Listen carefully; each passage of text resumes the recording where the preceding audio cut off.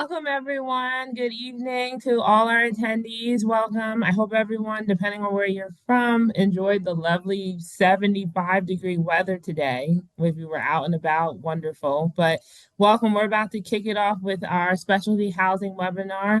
So, welcome again. This is Welcome to Living on Campus here at Temple. We're guessing majority of you are actually truly coming to Temple University for the academic year of 26-27. So tonight, Danielle and I will be talking about specialty housing and living learning communities. So good evening. I would suggest also, if anyone has any questions or concerns, to please leave it for the end. You can either put it in the chat for the time being, and then we get to the end, and we'll just roll from there. Take it away, Danielle. Yeah. So, hi everybody. My name is Danielle Parker. I serve as the Assistant Director for Academic Initiatives and Student Engagement here within UHRL. A lot of my job within UHRL is focused on the learning that happens while students are living on campus, the fun, engaging moments, the memories that are made, the fun environment. But also another part of my job really focuses on our living learning communities, creating a program where students can really connect with their colleges while they're living on campus, which is a really unique experience for students, especially students in all of the colleges have an opportunity to have one-on-one connections with our college staff, academic advisors, while they are living in the residence halls. I also oversee the gender inclusive program. So we have housing that is inclusive to all folks, and we have some special rooms for those individuals who are interested in it. And then lastly, we have a residential curriculum. So we really focus on teaching students life skills. So by the time they're ready to move off campus, they are ready and fully geared with all the tools they need to be functioning adults all on their own. And there's my email as well. So if you have any questions, you're more than welcome to reach out to me and I will get right back to you. Deja, I'm going to kick it over to you. Okay, thank you, Danielle. Hi, good evening, everyone. My name is Deja Shelton. I use she, her, hers pronouns. I am one of the housing service coordinators in our office. I work with Danielle in the billing side. However, that's my specialty. I do specialty housing for all the LLCs and athletic housing, graduate housing, and other specialties, but those are primarily what I do. And also, my email is here at the bottom as well if you ever need to contact me. All right, so I'm going to kick it off and talk a little bit about our living learning communities and some of the perks that you can get with that while you are living on campus with us. So living learning communities are basically communities that provide you a very unique opportunity to live with peers who share a common academic interest, identity, or hobby. So everybody who lives in your community is either tied directly to your college. So for example, we have an engineering LLC. All of those students that live in that community are also in the engineering college. So you're all taking the same classes together. You're building those connections in and outside of the classroom. Some perks of it. LLCs are really a tight-knit residential community. You are paired with a peer mentor and a resident assistant. So a peer mentor is a peer who is in the college, who really understands what is it like to be a student and the demands of the academics within the college. And they're there to answer any questions you may have about housing, about the college. They're also paired with a resident assistant, and this person really helps with helping you adjust to living on your own and helping you figure out how do you live with a roommate, how do you navigate that conflict, and how do you get yourself involved on campus. Like I mentioned, everyone in the LLC has a shared major, interest, or identity. So, for example, our performing and cinematic arts, they all are based on interests. They're all in the same college, but they have a variety of different majors, but they all have a similar interest within the performing and cinematic arts. And then most of our LLCs will take at least a first year seminar class together. It is a required class for some folks, but you do not have to do any extra work outside of taking that first year seminar class together. Really living in an LLC isn't any additional work. It's just you living in a very intentional space with someone else. Our biggest perk about living in an LLC is you get to pick your room earlier than general housing selection. So instead of being put in a pool with maybe hundreds and hundreds of students, you get put into a pool with maybe like 10 students. So you kind of get that priority there with picking your room ahead of general housing selection. Some community spotlights. So, like I mentioned, we do a lot of programming in the halls to promote community. We've taken students to Phillies games. We do weekly dinners in the Morgan Dining Hall.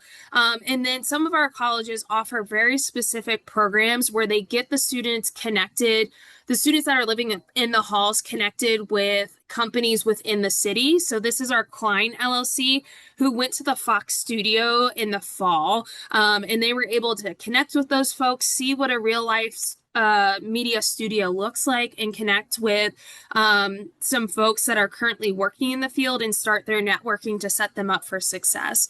So there's a lot of perks that come with living in the LLC, and a very unique experience that a lot of students don't really get if they're living in a normal room that's not intentionally programmed for them. We do have a variety of LLCs in our 1940 Residence Hall, which is all first year students. We will have our Tyler School of Art, and we will have our College of Engineering in there. Though that building is located really close to the college, so it's not a far walk for students.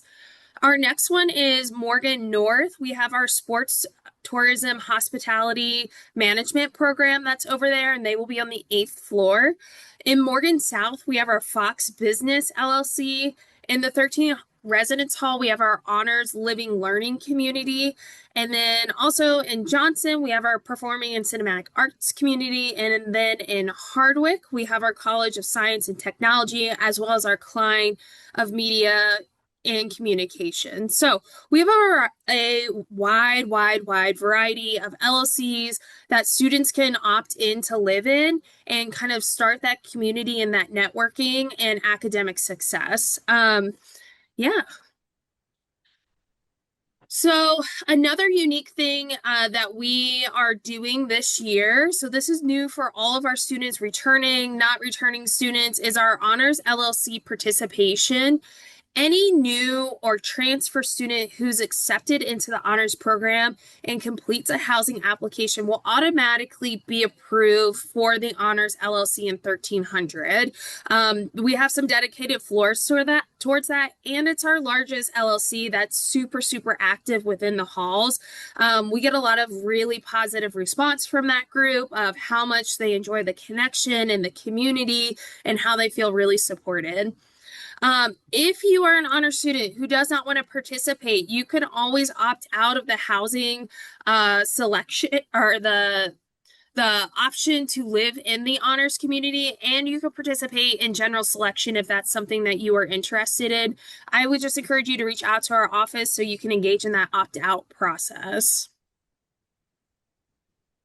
All right, gender inclusive housing. We are on a roll. So another perk is we have gender inclusive housing. So regardless of your biological sex, gender inclusive housing is supportive of pairing you with any gender that you would like to be paired with. It is special rooms. They aren't single rooms. They're normal rooms, but they're identified so mixed sex can live together as they're kind of going throughout their time together. They must, when you are filling out your housing application, you must submit a GIH housing application, which is already built into the housing overall application, but there's a special application separate of that. And then also same roommate and room selection process as any other student. So that's something also to keep in mind. All right, Deja, Okay. I'm going to kick it to you. Okay, so now I'm going to talk about housing for students with disabilities. So that is our DRS housing. That's usually for anyone who has medical or any form of housing in need. Typically, we think of people who need DRS housing or those who typically need a single. Please know that all our housing is first come, first served, but primarily for those with DRS, they are the first to get in line for when it comes to singles. So if a student is thinking about a single, typically, again, it goes to the student of disability research services first, and then if there aren't any singles left over in certain residence halls that do have singles, they will typically go the first day. So our application has been open since January. So if you have not put your deposit down, either the beginning of January, when it comes time for administrating time slots, Please do not be surprised that if your time is either sometime later on that Monday or later on the week, if you do not see any singles, most likely they're either again gone to DRS students or gone the first day of the first hour. But DRS housing again is for anyone of disability or medically related needs. You first need to register with DRS directly and provide medical documentation. So if you need to contact them, their email is drs@temple.edu. And just by doing a simple Google search of like Temple DRS, you'll be able to go on their website and make an appointment and do all necessary paperwork that needs to be done and situated. We also want to emphasize too that the number thing is that you need to complete your housing application. Everything goes hand in hand at the university, and that's another thing students or parents need to realize that you need to also have that completed. DRS will also update housing with approved accommodation needs. So I have a colleague in my class, excuse me, in my who works with me. Her name is Miss Mary Davis. She oversees the DRS housing, so she works with the DRS office, and she and them will be in contact to determine what the student needs, and by doing so, they will book you based upon your needs of what you're asking or requesting. Another thing is that DRS's deadline is May 6th. So if you are approved, the good news also about DRS, Miss Mary will assign you personally, and you will get an email confirmation of your room assignment.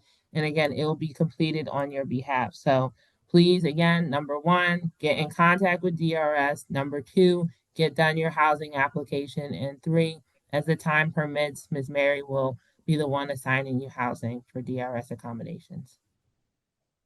Next. So ultimately, too, how do you apply? As a whole, for applying to housing, you first need to, besides paying your admissions deposit of $200, you need to pay a $250 housing deposit done on the My Housing portal. If you need a waiver, certainly call our office or email us.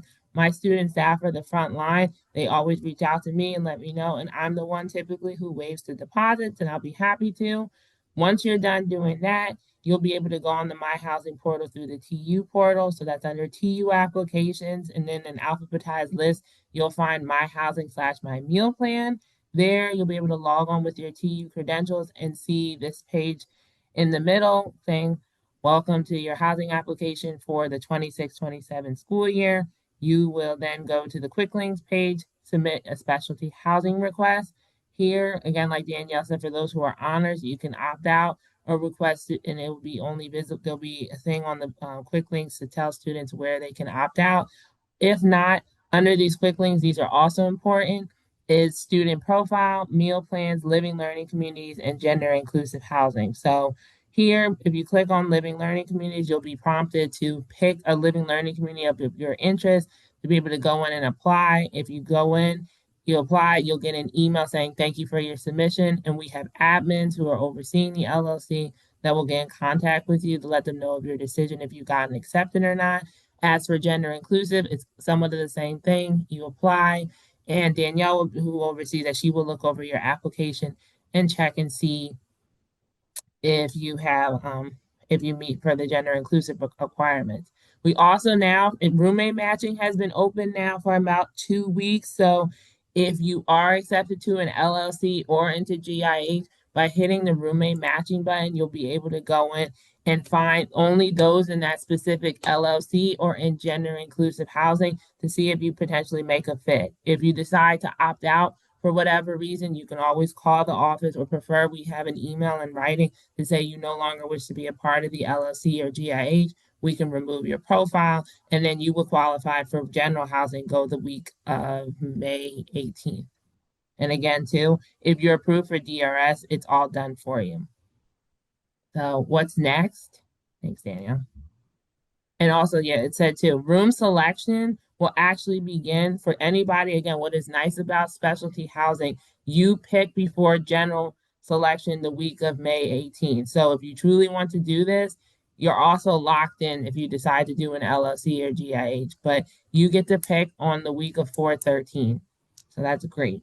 This is another page you might definitely want to screenshot and make sure you have all these dates and deadlines going through. And there are the following: Monday, April 13th, non-honors LLC GIH self-selection opens up. So this is the time you'll be able to see again, whatever, if you're part of an LLC community of Klein, you will only see spaces of Klein and where it's located in the residence hall. Same with GIH. We have a huge GIH community. The largest is in Whitehall, but you'll see all different types of floor plans of where you'll be able to go in and select and see the housing if you so desire in LLC or GIH. Then everyone's favorite day, Friday, May 1st, that's National College Commitment Day. That is also the last day that a freshman or a new transfer student can be guaranteed housing and when your applications are due. Then that Wednesday upcoming, LLC and GIH self-selection and DRS are due. So that is the last day that we would be allowing a student to do self-selection for GIH, LLC, and for DRS. After that, DRS is on a rolling basis. Hopefully, if we have something available. And same with LLC, the applications will be closed because we need to start preparing for when it comes to general selection the week of May 18th. And again, like I said too, if you decide to opt out, can you go back, Danielle? Oops, sorry, Deja. Go It's ahead. okay. If you decide to opt out of GIH or LL or a living learning community, like I said, please let us know prior so we can remove it because the week of May 11th is when Ashley, our director of housing, is going to start administrating housing time slots. These time slots are based upon a determination of number one, when you paid your deposit, and two, of when you completed your application. So everything has to be hand in hand in a timely manner in order to receive your time slot. And all housing is first come, first serve.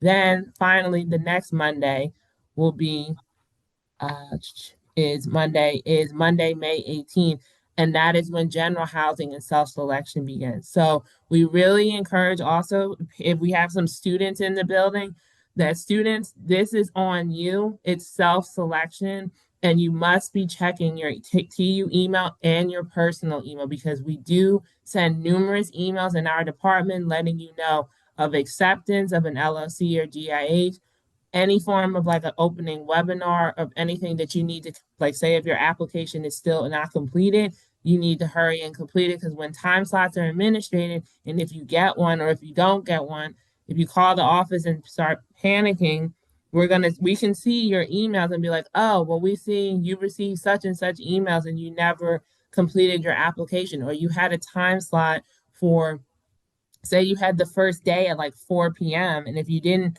pick your housing then you are more than welcome to still go back in during that week. But say if you have a specific room in mind and all housing is first come, first serve, that and basically what you will see on the portal is an accurate reflection of what is left available. So it's really crucial and key that as students, if you're a future owls, to please get everything done in a timely manner and get in the habit of checking your temple email and your personal email.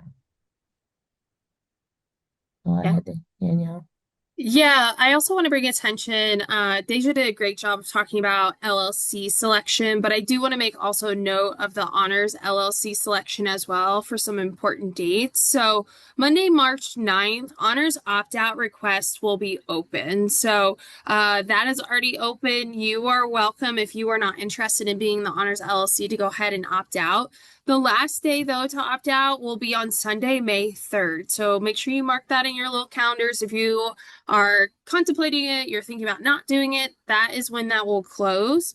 On Tuesday, May 5th, all of our honors students that are living on campus with us will be able to participate in the room selection process. And like Deja said, you'll be able to hop on in there. You'll be able to see all the students that are living there and kind of pick the room that you would like to live in for this upcoming year.